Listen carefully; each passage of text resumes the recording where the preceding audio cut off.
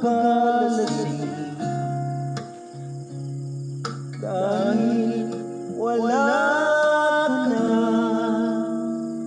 Nakatingin sa salamin at nag-iisa,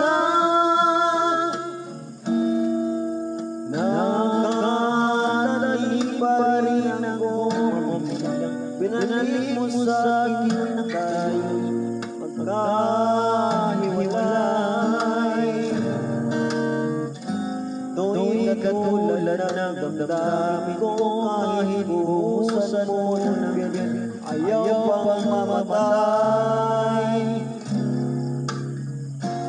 Giliw, huwag mo sanang limutin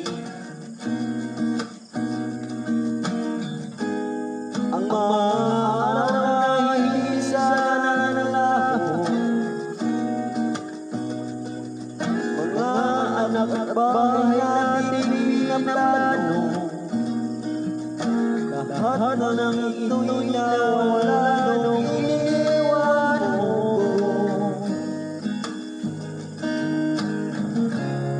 Kaya ngayon ibuhos na ang bilis sa ating lalamunan,